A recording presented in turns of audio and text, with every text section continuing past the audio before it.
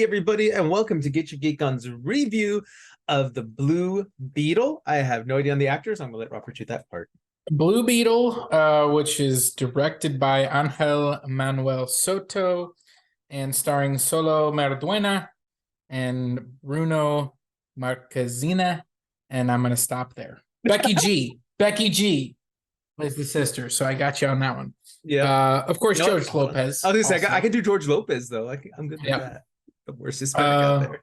But yeah, we're talking about Blue Beetle, which just came out this weekend. We both had an opportunity to see it separately. We did not go together this time. Nope. But let's just talk about, initial thoughts. Aaron, what did you think about Blue Beetle? Initial thoughts, going into it, I was kind of iffy, to be honest, because again, DC has such a terrible track record of films right now. But I wanted to go in support of, Latinos, Hispanic culture.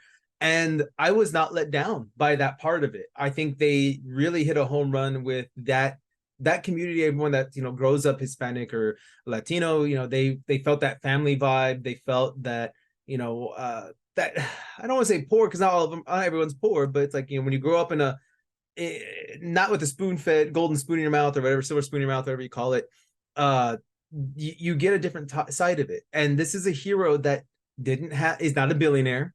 He doesn't have all these high-tech things off the bat. He's growing up in the streets more. So, it's not like, oh, my dad died or my mom's died or, whatever, but I still have a lot of money, so I'm still okay. Like, in that sense, it's like, no, like, yeah, I have my family, but we're barely making ends meet. And I don't know. I thought the message in that film it hit home. It did a great home run. What about you? Yeah, I thought, obviously, I'm the white guy. But I thought I live in San Antonio, and so I know a lot of people that are of, Mexican or Hispanic origin, and I thought this really captured, the immigrant experience really, really well. Our main character is, second generation. Yes. And so he's grown up here, but his father and mother clearly came here as either young adults or adults, and are trying to make a life for themselves and their family. And I thought that those aspects that you talked about of it just being very family oriented. That's one of the things I love about San Antonio, which is very heavily, Hispanic as a town, is a very family oriented city. Like I feel that when I'm here, that this is a city about family, and that's because that comes from that culture. And I know like family is important in every culture, but it's just the way it's celebrated and the way it's so overt within that culture. You really feel that, and it comes through with this movie really strongly. You can feel the love that these characters have for one another, and for their history. And I love that conversation that him and his father have, where they're talking about what matters. It's not things, it's our family, right? And so ultimately, I had a really good time with this movie. I thought the core of it being about family, about heart, about, you kind of have to choose your own destiny, those types of things. Like, I thought it was a really strong movie. I did, also enjoy like the action sequences. I thought, I thought the suit looked cool. And the way that it was used, I thought was a lot of fun. I thought the acting was all really top notch. George Lopez surprised me in how well he plays the uncle character.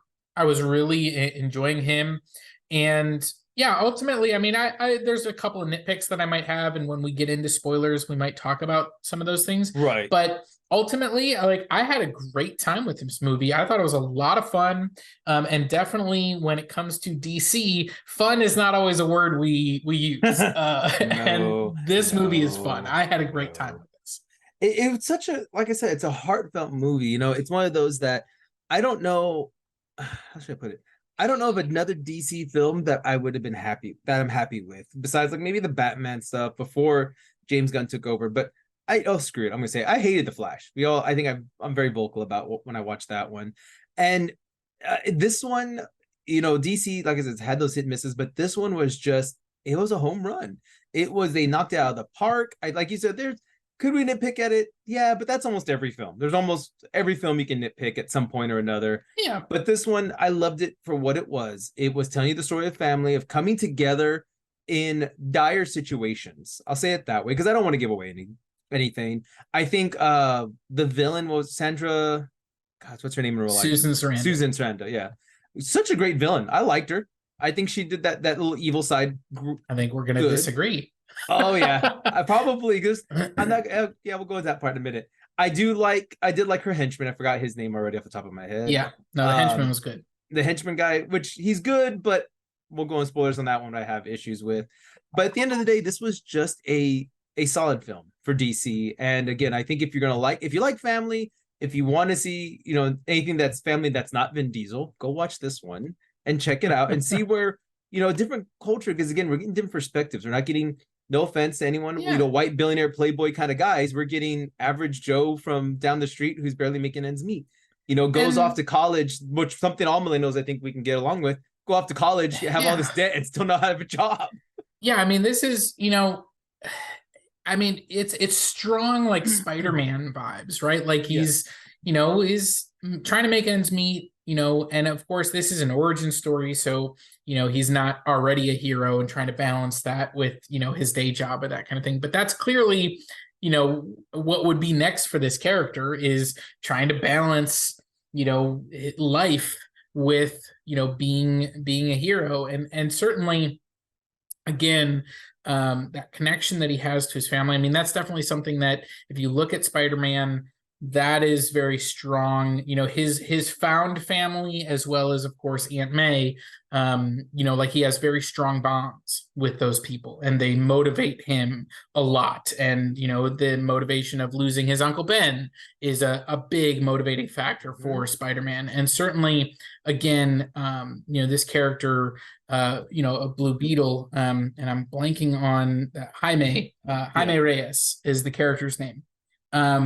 You know, he's driven by wanting to help his family, wanting to help people. He, you know, he is very, you know, conflicted at times about what he wants to do, but it's always driven by he wants to help his family. Whatever it takes to help his family, that's what he's willing to do. And that comes through very strongly and really, that emotional connection. And it's been in the trailer, so I feel like I'm not spoiling anything. But they talk about, you know, like, oh, that connection to your family is what makes you weak. And, you know, he kind of pushes back on that and says, no, that's what makes me strong. But they don't just tell you, they show you. I mean, you see it throughout this movie. And that's one of the things I really appreciated is you can see that he gets his strength from his upbringing, from his family, from his connection to the people that he loves. And again, you know, I have really strong family bonds. I grew up in a very tight-knit family. And so, you know, that speaks to me. I don't have to be, you know, Mexican or Hispanic or any of those things. Like, I connect with all of that because I have a shared experience of like really caring about my family. And so this is not one of those instances where you're like, I can't connect to this character because not at all. Like, the themes of this movie are universal. They're about family. They're about, you know, choosing your destiny. They're about, you know, chasing after the things that you love. Like, that is what this movie is about. And again, it just did a really excellent job. I had a great time. The character hits all points. Like you said, we're hitting family. We're hitting, you know, if you grew up Hispanic and Latino, you hit that part. You hit the millennial side. Because like I said, he goes off to college, talks about getting all this debt. And then it's a throw-in line if you're not paying attention. But he's like, what's with this degree? I can't. Why is everything, what does he say? Everybody wants experience, but who's going to give me experience if they're not hiring me? Which is a line a lot of us, I think, say when you know, fresh out of college, and it's true. Yeah, every job is looking for like you have to have a college degree and 10 years of experience. Exactly, like, but no one's. How do I get the 10 years of experience? And like, I like it. Like, there's so many little things that are, if you don't really notice it, they're throwaway lines. You know, it's like to me, it's almost a throwaway line, but at the same time, it hits because it's like, man, I remember coming out of, you know, my associates and all that, and it's like, yeah, there was no graphic designs, or it's like, oh yeah, we want you to have drawn for the last 5 years and edited for this many. Dude, I didn't know. So I connect on that. And again, there's, like you said, there's all these little points. And I think I did like that we got the opposite side of same coin when it comes to our villain. You know, the henchman at the end of the day becomes our main villain that he fights.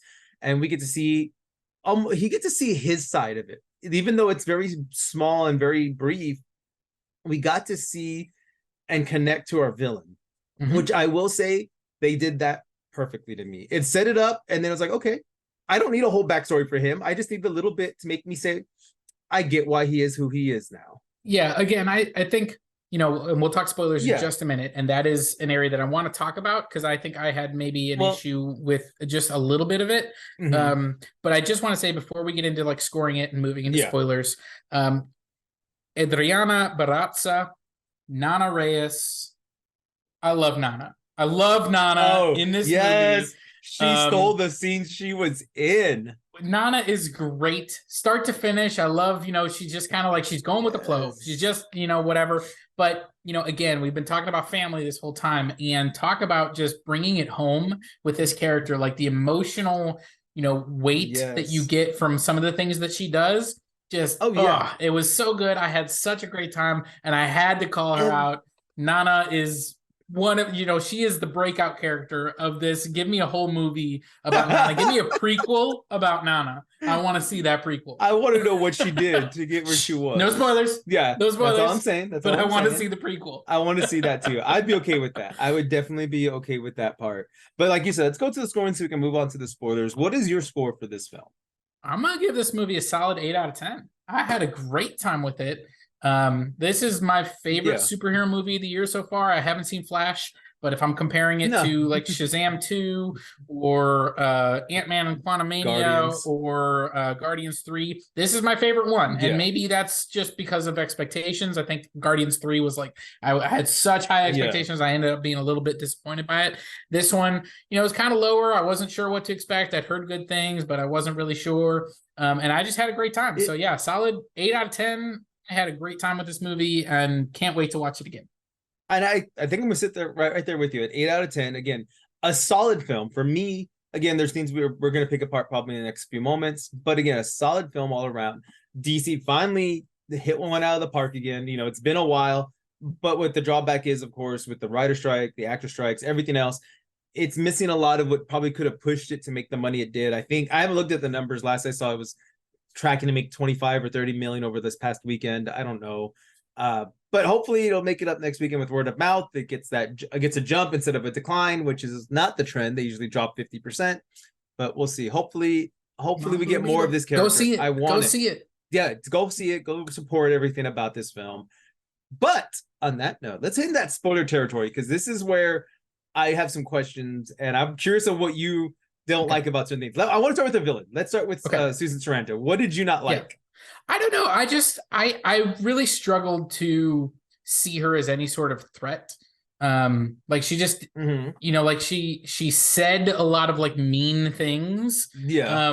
But I just never really bought her as being all that threatening. and it just kind of felt like from the very get-go, I did not understand why her henchman was following her, because she was mean to him, and like even just the way she described like I can fix you, and I'm just like that is just a really weird way to talk about someone. And so I don't know, I didn't like that dynamic. It wasn't a believable dynamic for me.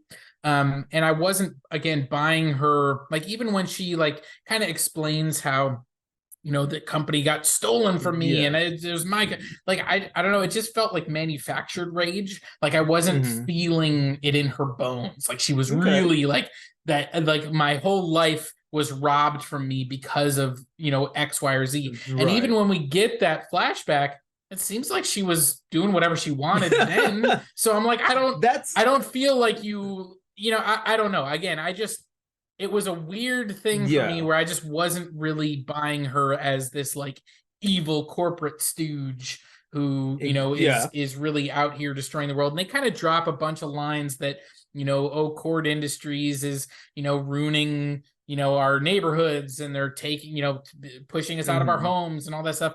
But we didn't really see that. Like we didn't see it happening to anyone. Yeah. And so they were just kind of dropping it. So again, it was just like, that was an area of the movie that I did feel like they did a lot more telling than showing, and it just didn't work as well for me. That's all. And I kind of agree with that. I think my whole problem was I wish the flashbacks with her would have been more of like, maybe like in his eyes, it was like a mother figure. Like she finds him as a kid, and it could have been a more mother figure. But then when he turns around, it's like yeah, I don't fucking care about this kid. Like, whatever. Then you could see like that two-faced side of her. But then you Yeah. get that, why is he like her? Because, oh, well, mom's dead, and this is my new mom I'm clinging to, Yeah, mother so kind of this thing. this is definitely an area where overall I really enjoyed the henchman, but when we went into that flashback and you said you Yeah, liked it, I um, did to an extent. I I think they did not explain well that he was accessing memories that he hadn't had, like that he had forgotten. Yeah, like he Like they didn't, repressed. because he kind of came out of that and completely changed, Yeah. his and like that was fine, but I think that we needed some establishing conversations earlier in the Mm-hmm. movie between him and Victoria Cord, Susan Sarandon, Mm-hmm. to talk about, like, just some of that, almost I'm thinking of like in The Princess Bride when Vicini is Okay. like telling Fezzik, like, you were unemployed in Greenland, like I Yeah. saved you, like you have what you have because of me. And Right. like that's where I kind of was missing that, is I wanted her to, like, basically be gaslighting and brainwashing him Mm-hmm. into following her, and that should have been much more That well established, because I think that's what they were going for by the end, is that again, she had tricked she him and right. not been honest with him, and we didn't see that, was never set up, and so it just Right. kind of came out of left field for me, and I was like, wait, did he not know that about himself until See, just now? And it just kind of threw me off. and I guess my mind went with, because I mean, she's been, what's up, I guess, augmentating him for like years. I just assumed she probably did something to his brain to shut that off. Yeah, And I don't then know. when the Beetle went in there and accessed it, and it was like, oh, we can pull all these memories out real quick. Hang on here. Because they even comment earlier in the film that the Beetle, ties around the brain and all that Mm-hmm. to make sure, like, if we're not dying. And so I'm Yeah, guessing that's what happened with him yeah. too. I think the issue was that it wasn't well It wasn't explained. established. No, Like, and I I don't agree with have you a on that. problem with what the payoff was. I have a Yeah, problem with it just wasn't well established I will that give you that. that was a potential outcome. Yeah, So I'll give you that. But again, I liked him. I think my only, again, drawback is I wish they would have maybe, like you said, maybe given her a little more of the loving side from her to him to make it, why is he stuck around, or show me off some of that family part, and maybe even be like looking at her sometimes like, I want to kill you more because you still killed my family. Like once I saw the bomb said cord on it, I'm like, I kind of want him to be like that. some I don't some mind. strong Age of Ultron Tony Stark with Oh the yeah. that was like some Oh strong yeah. vibes there. And I'm like, but see, that's why I wanted something more with that part. But again, for who he was, it felt like the Iron Man fight. But then we got that twist at the end where he's like, I'm just gonna go sacrifice myself, take out all these bad. You know what? Screw it. I'm gonna go see my wife. Wait, she's dead. Oh, I know. And Mom, it's like his mom, his mom. I'm his sorry, his wife. mom. His mom. I'm gonna go see my mom again. Wait, but isn't your mom? Oh crap. That's kind of what it felt like, and I liked Yeah. that. But I didn't. The one thing I thought was interesting too, and I don't know how I feel about this. Knowing I don't know a whole lot about Blue Beetle. I know a little bit here and there from Mm-hmm. DC. From what I understand, the Beetle itself is supposed to be a world destroyer. It is. They comment on that. But then I liked it and I didn't, where the Beetle is who stops Jaime from killing him, saying, we don't kill, or whatever it is, that line. And I don't know how Yeah. that didn't sell me enough, because the Beetle's like, I didn't get why it did that.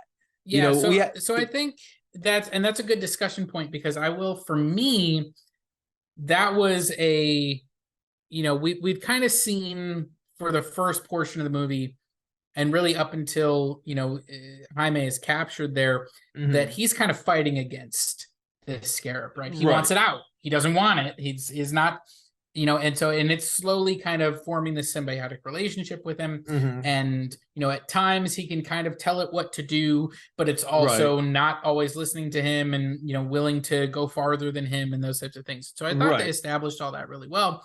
And I Right. think that scene that he has, where he is choosing the scarab, right? Where he has Mhm. his final conversation with his dad, and they have that really beautiful moment. And A then, beautiful conversation, by the way. I love that. I just want to yeah. touch that real quick. And then they go and do this, I'm gonna choose the scarab.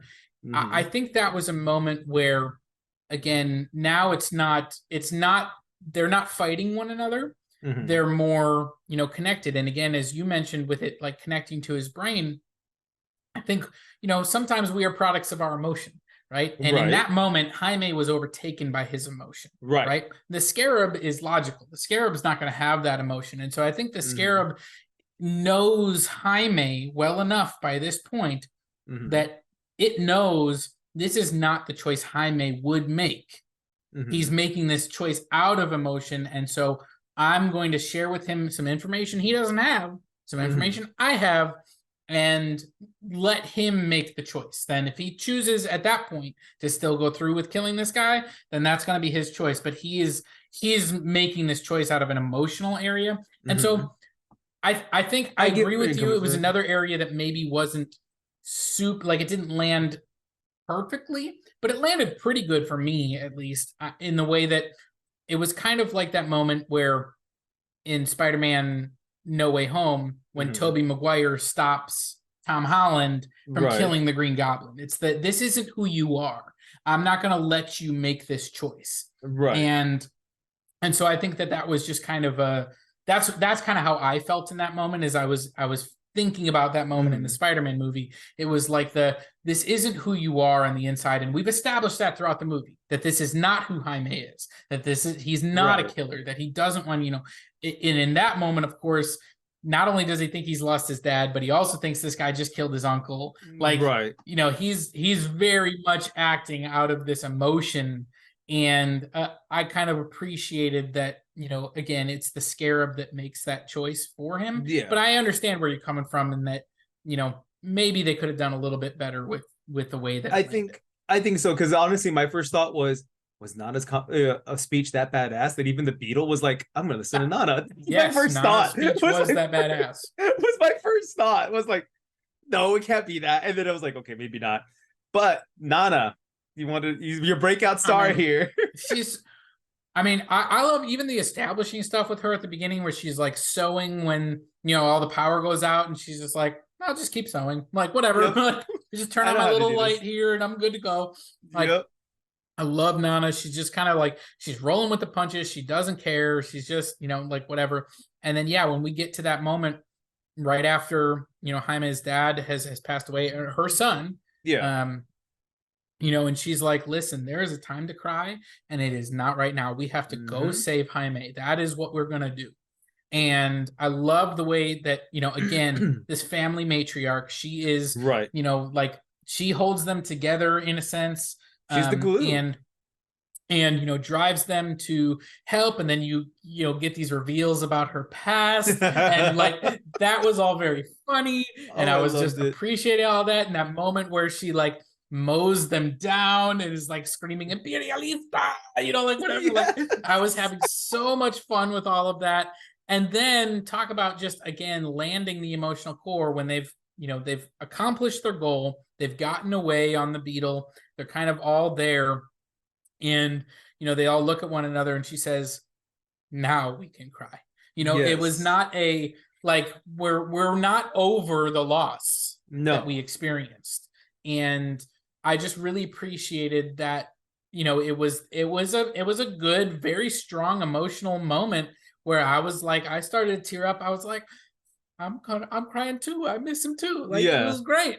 And so like, again, I thought it all worked really, really well. And Nana was very funny, but also like, again, coming back to all of those themes of family, it was just, she was so strong as a character, and the love that each one of these characters felt for each other. I mean, that is the thing too, that the family comedy they mine out of this is like, I love when he shows up at the Cord building and they've dropped him off, and they're all like chanting Jaime and honking the horn and all that stuff. Like, that was all very funny. I thought that all of those family aspects worked really well. They really did. Give me 1 second. We'll let her in. Yeah. And in that conversation at the end too, I did like that. Yes, it's all about family, but not just blood, because they accept Cord, the girl, the other girl, at the end of it to come cry with her, because let's face it, she's been seeing her dad's old house. She's been missing him. She's been dealing with, I guess that was the aunt, right? Is what Susan Sarandon's character is supposed to be was the aunt, I think. Yes, she was Jenny's aunt. Yes, Jenny's aunt. not like an ant man, but like aunt. Yeah, Yeah, uncle. Sorry. So then it's like I was very confused. I was like, wait, is she based on like a comic character called the Ant? I was like, no, what are we talking the about? aunt as her aunt. So it's like, she kind of lost all of that. And it's like she's alone too. And it was nice that they come and join our family and embrace that part. And I really like that scene between her and Jaime, where they're at her father's house, where Jenny is kind of talking about what happened after her mom died, and like her dad, kind of becoming more distant, and then he disappeared. And like I thought that was like a very effective, it was a short scene, but it was effective in just kind of establishing the trauma that she's facing. Yes, she is rich, and she's like can jet set around the world, and she can do all these things, but that doesn't mean she's had a perfect life or anything like that. And I love the way that she's like, this was a house, but where you are, the love that you have for your family, that's a home. Exactly. And again, it just like it was using all of the different characters and their experience to further this theme. So ultimately, again, I had such a great time with this movie. Yeah, there were a couple things like with the villains where it wasn't as strong, but I kind of feel like, and I know like we try not to compare like, oh, it's Marvel or it's DC, but that's like that's early Marvel stuff for me, is like the villain stuff. It's not always great. Like they don't always flesh them out real well. They don't always, whatever. But like super strong like hero storylines, right? And that's what this was as well for me. Like I didn't really connect to the main villain of Victoria. I thought the henchman was mostly pretty good. There were good action sequences, but the reason this movie is great is because of Jaime and his family and Jenny and all of those things, and that strong emotional core and the strong characters are why we love this movie. Because I've seen plenty movies with, great action. I've seen plenty movies with, an interesting plot thread. But if I don't care about the characters, you're done. I'm out. Yeah. And that is an area where I really enjoyed these characters. I had such a great time. Like I said, I want to go see it again. I don't think I'll get a chance to, but I want to. Same. I want to go see that one again. I want to catch all the little Easter eggs, which, by the way, there's plenty of them in there. Did you catch? I know Kristen said she didn't catch the gun. Did you catch the Fifth Element gun? I saw it because you had told me about it before. Okay. Oh, that's right. I don't think I would have caught it if you hadn't told me. And stuff like that, like those little itty bitty things were throughout the whole film. I feel like Big Belly Burger, which is a throw to Arrow and also Teen Titans. You had Gotham Knights hoodie that he was wearing, which is from the football team from Gotham.